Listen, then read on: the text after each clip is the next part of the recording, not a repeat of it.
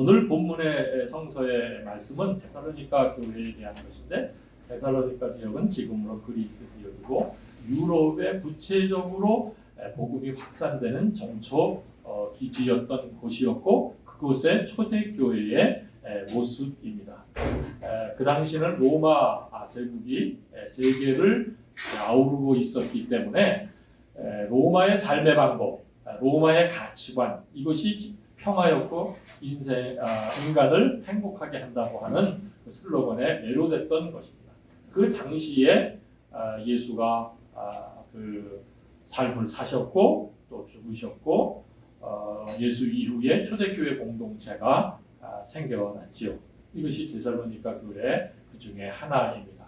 고로 이들은 로마의 그런 그 제도, 로마의 힘, 로마의 부에 의해서 그 하나님 나라의 가치를 갖고 살아가는 사람들, 예수를 따르는, 예수를 살아내려고 하는 사람들은 고난과 핍박과 박해가 있을 수밖에 없었습니다. 이 데살로니가 공동체가 그렇게 고난을 많이 겪은 공동체입니다. 그럼에도 불구하고 이들은 끈끈하게 서로 사랑하고 격려하고 해서 그들의 믿음이 아주 그 진일보했다. 오늘 그 본문에 보면 그렇게 나와 있고 또 다른 그 여타 초대교회 공동체들에게 그 자랑거리가 되었다. 저는 우리 그 광야에서의 모임 또 여러분 한 사람 한 사람이 다른 사람들에게 자랑거리가 되기를 바랍니다. 저는 뭐 여러분들은 개인을 자세히는 잘 모릅니다.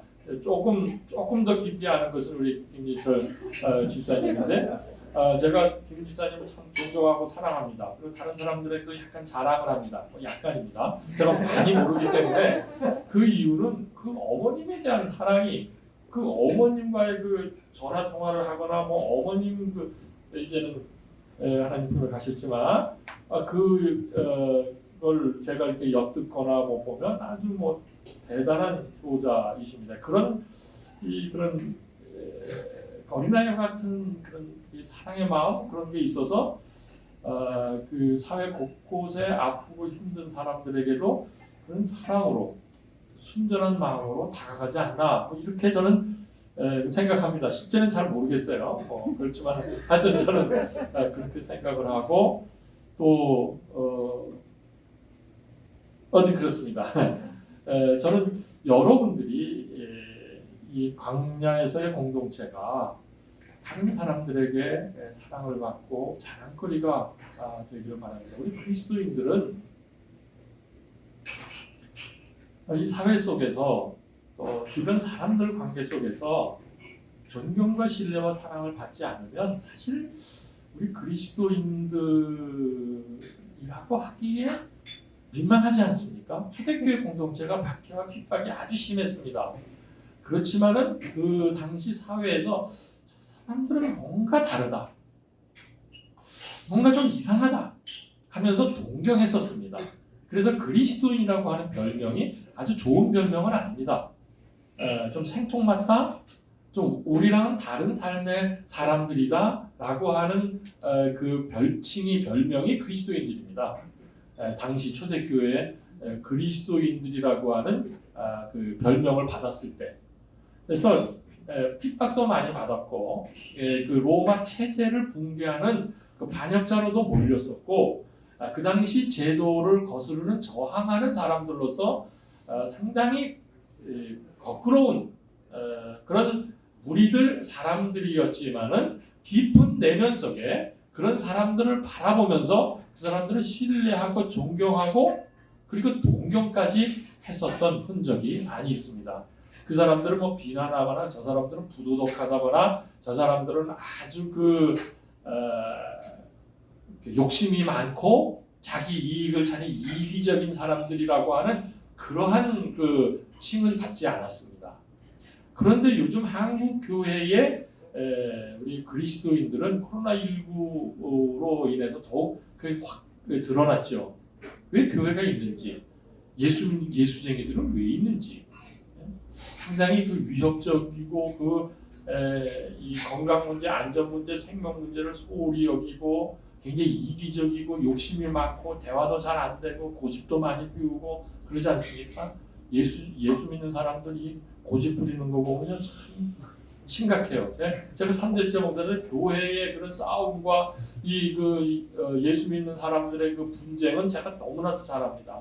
아주 그 몸소 겪었죠. 저도 이렇게 신앙생활을 하면서 뭐 교인들 간의 싸움은 그래도 그냥 그런저런해서 술 한 잔이면 다 풀어지는데 그 직분자들의 싸움은요 상당히 오래가요. 막 1년 2년씩 겪고 목사들 싸움은 천당 가야 풀어지는데 완전히 안 풀어져요. 아주 못했어요. 천당 못 갈 수 있어요. 입만 걸려 있을 수 있습니다. 입만 걸려 있을 수 있어요. 그런데 하여튼 그렇게 고집불통이에요. 이해가 없고요. 뭐 말로는 사랑 많이 하고 은혜 얘기 많이 하는데 사랑이 어디 있습니까? 오늘도 기도하시는데 기도문에 미워하지 않게 해달라고 이렇게 많이 얘기하셨는데 이게 정말 중요한 겁니다. 예, 그 데살로니가 교회가 그렇게 그 주변에 그 사랑을 받게 되고 인정을 받게 된 이유가 세 가지가 있는데 그 중에 하나는 그들의 정체성이 세상에 보냄을 받은 정체성을 잃지 않았다는 사실입니다. 이들이 고난받고 핍박받고 박해받았던 이유도 그들이 그냥 공동체 안에서만 자기네들끼리 있었으면 그러지 않았습니다.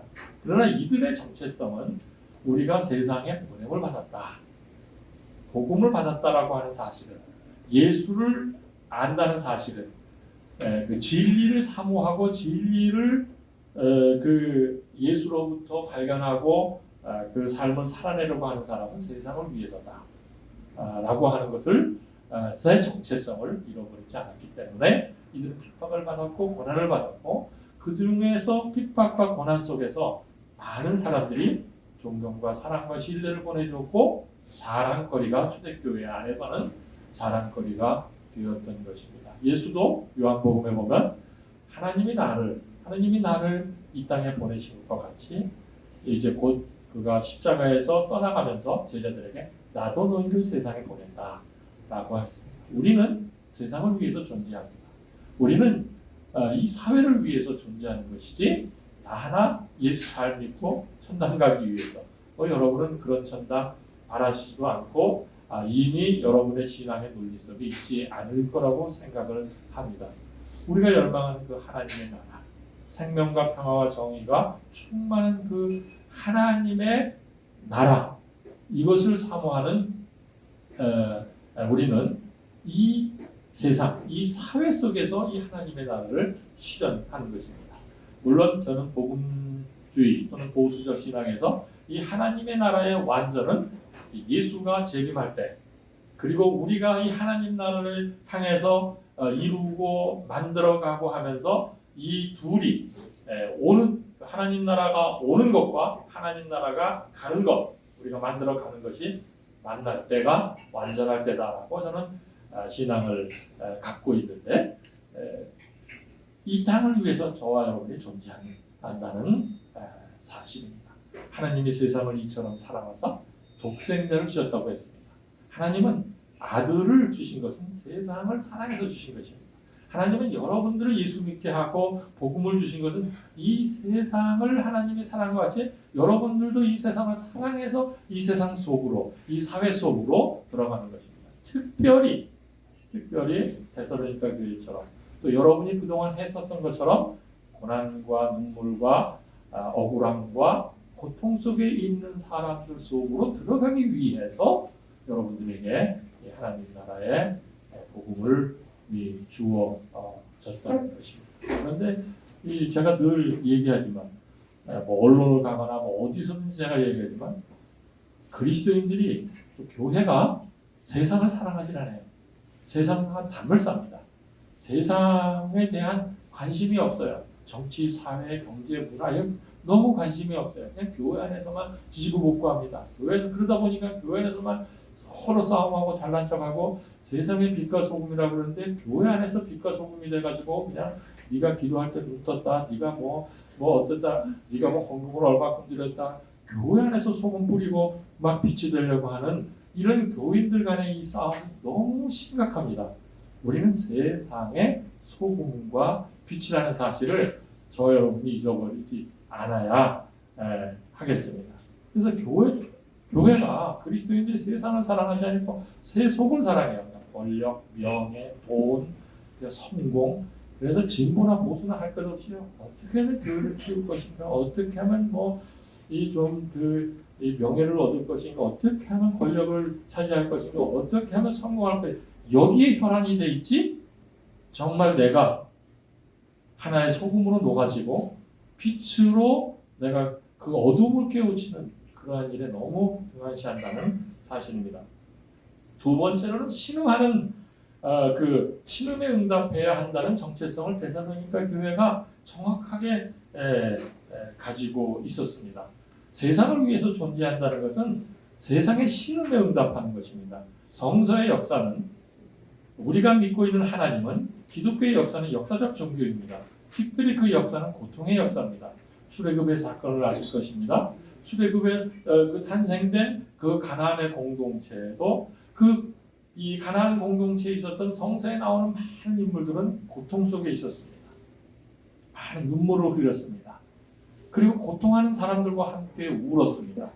그것이 바로 이 세상에 보냄을 받은 또 하나의 사명입니다. 신음하는 곳에 같이 신음하고 우는 곳에 같이 웃고 억울한 곳에서 같이 억울해하면서 그 억울함을 풀어내는 것. 이게 우리가 믿는 하나님입니다. 예수가 그렇게 삶을 사셨습니다. 성서에 나오는 위대한 우리의 믿음의 선진들은 모두가 다 그러했습니다. 저는 이제 목사로서 딱 두 가지 기억이 나와요. 제가 이제 은퇴를 하고선 손녀랑 너무 재밌게 지냅니다. 저는 양평에 삽니다. 여러분 꼭 양평에 저희 집에 오시면은 바베큐에서 요 정도의 인원은 우리 제가 머무르고 있는 제 집은 아니고요. 하나둘이라고 하는 제가 사역하고 있는 통일단체의 사단법인의 그 집입니다. 거기에 제가 더부살이를 하고 있는데 그 밑에 MT를 할 수 있는데 15명에 20명 충분히 할 수 있는 방 4개, 화장실 2개 예, 자세히 안내를 드렸으니까 꼭 오셔서 여러분 MT 하시고 먹고 마시고 즐기고 하면은 너무 좋은 것입니다. 여러분의 그 우리 사역자들 아는 사람들은 많이 갔습니다. 제가 두 가지 기억하는 것이 있는데요. 하나는 시간이 이렇게 그냥 저를 초청해서 부르면 이렇게 설교가 길어져요. 죄송합니다. 제가 될 수 있는 대로 하겠습니다. 근데 두 가지를 제가 기억합니다. 저는 저희 아버님이 목사가 되면 교인을 위해서는 눈물을 많이 흘려야 되고 교인을 위해서는 피도 흘릴 줄 알아야 된다. 뭐 그런 얘기를 하셨어요. 제가 목사가 되기 위한 이유는 너무 우리 분단된 이 땅, 평화가 없는 이 땅을 보면서 제가 통일운동하려고 내가 목사가 되면 교회는 평화로워야 된다라고 하는 관점에서 제가 목사가 됐습니다. 저는 어디 가든지 피스메이커가 된다. 평화를. 그래서 제가 이제 옥스포드에서 처음 제가 담임 목사를 했는데요. 맨날 먹고 놀았어요. 왜냐하면 교회는 재미나야 되고 즐거워야 되고 노는 곳에는 싸움이 없잖아요. 네? 그래서 아주 놀았어요. 그래서 제 후임자가 우리 강민성 목사 전임 목사는 맨날 교인들하고 놀아가지고 교인들이 뭐 이렇게 신앙의 모습이 없고 맨날 놀기만 한다고 그래서 엄청나게 성경 공부시키고 막 기도시키고 했었던 제 후임 목사를 있었습니다. 근데 여튼 저는 교회 공동체가 평화롭고 재미있어야 된다라고 해서 그렇게 지냈는데 저희 아버님의 그 남겨주신 그 목사로서의 그 말을 제가 늘 마음에 새기면서 성도들의 어려움, 성도들이 가장 힘들고 약한 사람이 누구인가를 저는 생각하면서 목회를 했습니다. 저희 아버님이 그러셨어요. 교인들이 쭉 있으면은 교인들이 뭐 여러 사람들이잖아요. 공부를 좀 많이 한 사람, 또 뭐 좀 힘이 있는 사람, 돈이 많은 사람인데 하여튼 가장 약하고 힘든 사람에게 관심을 두고 그 사람을 사랑하면 목회를 잘하는 거다. 특히 저희 아버님의 가르침이었어요. 그래서 제가 어느 교육 공동체나 약한 신분이 있어요. 참 힘든 분이 있고 어려우신 분이 있어요. 저는 그분들하고 같이 지냈어요. 막 그 교회에서 그분들을 무시한다. 뭐 저는 견딜 수가 없었어요. 그래서 막 설교 시간에 하여튼 그런 거 무시하거나 그러면 막 이 잘난 척하는 사람들, 옥스퍼드에서 제가 목회할 때요, 뭐 박사들, 막그 교환 교수들, 막 그 이 법조인들, 뭐 이런 사람들이 많이 있었고, 그 미군들하고 결혼하신 자매님들도 있었어요. 그 이 이놈은 미국은 이 온 세계 미군이 없는 곳이 없어요. 하여튼 영국에도 있어가지고 거기도 이 미군이 와 있어요. 여기 이제 결혼하신 자매님인데, 그 자매님들은 무시하는 게 공부 꽤나 했다고 옥스퍼드에서 박사학위 한다고 제가 막 난리를 치고 그랬었습니다. 그러다가 제가 한국에 왔는데 제가 두 가지 기억나는 것 때문에 잘난 척하려고 하는데 길어졌어요. 저희 교인 중에 한국에서 목회하는 교인 중에 한 사람이 젊은 사람인데 의뢰원이었어요. 신부전증에 걸려서 투석을 하게 된 거예요.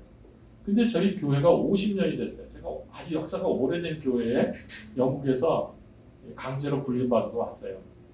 신사참배 반대한 교회인데 한국에 있는 목사 교단은 다 신사참배했기 때문에 한국에서 목사 안수 받은 사람은 목사로 인정하지 않겠다. 뭐 하여튼 뭐 그런 아주 이상한 교단인데 갖고 오세요. 아주 너무 지겨운 모세예요. 그래서 이상해졌어요.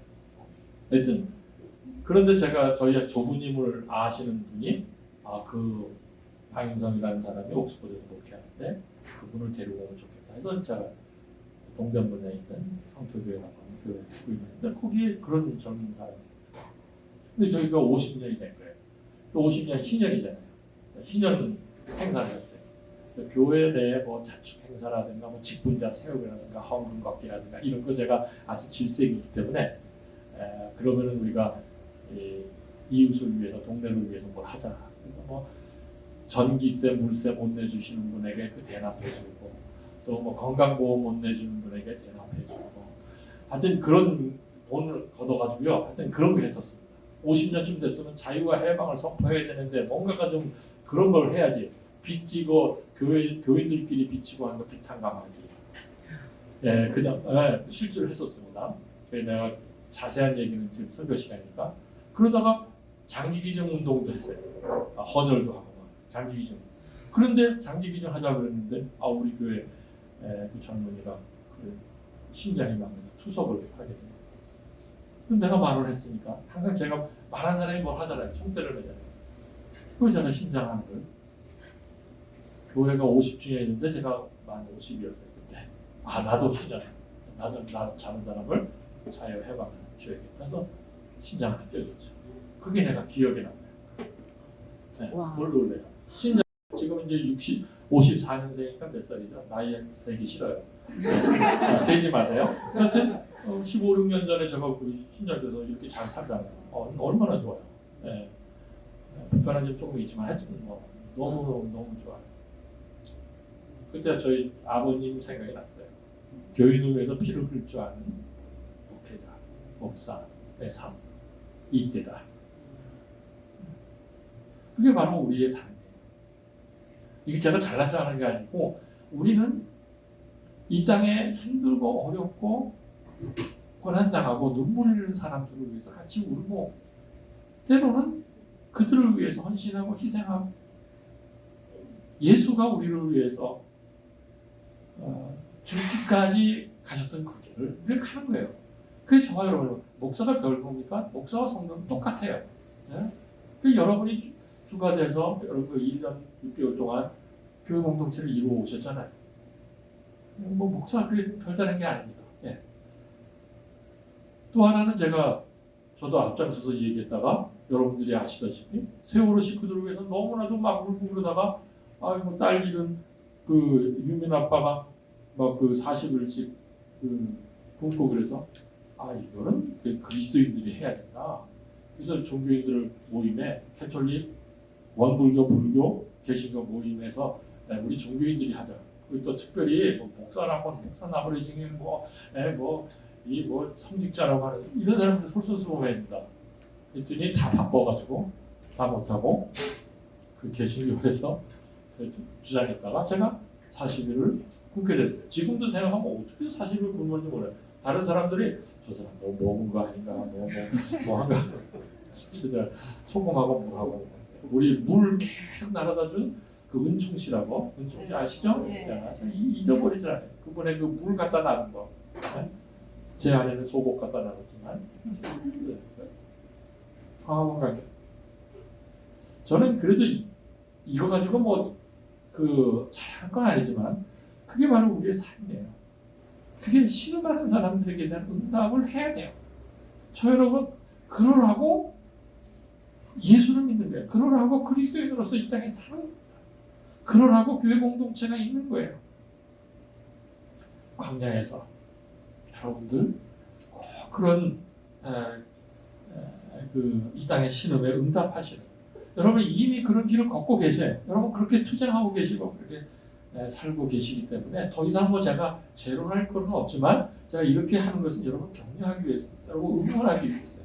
여러분 그동안 잘 해오셨고 또 여러분의 관점이 그러기 때문에 또 가열차게 이 일을 감당하기 위해서 광야에서라고 하는 공동체를 꿈꾸셨던 것으로 제가 알고 있습니다. 마지막으로 이 그 데살로니가 교회는 저항 공동체였어요.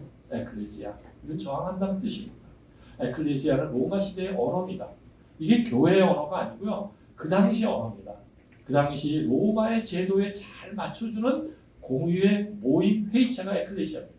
그런데 그리스도인의 에클레시아는 이게 교회에서 사도 바울이 이것을 가지고 온 에클레시아의 의미는 그 로마 시대의 그 에클레시아가 아니라 로마 제국을 그 합리화하는 에클레시아가 아니라 로마 제국에 저항하는 에클레시아다. 그러기 위해서 우리는 모였다. 그러기 위해서는 회의를 한다. 그러기 위해서 우리는 논의를 한다. 그러기 위해서 우리는 공동체를 형성했다라는 뜻입니다. 저항. 예수의 삶은 저항의 삶이었습니다. 예. 광야에서 여러분들 우리 이 땅에 보냄을 받았습니다. 가난한 자, 억울한 자, 힘든 자를 위해서 이 땅에 있습니다. 예수는 세상을 변혁하기 위해서 이 땅에 오셨지 교회 공동체 만들기 위해서 오시지 않았습니다. 끝까지 이 땅을 변화시키는 분단된 이 땅을 평화로 만드는 빈부의 격차가 이렇게 양극화가 심한 이 땅, 억울한 사람이 너무 많은 이 땅, 노동자들이 사람답게 살지 못하는 이 땅에 보냄을 받았습니다.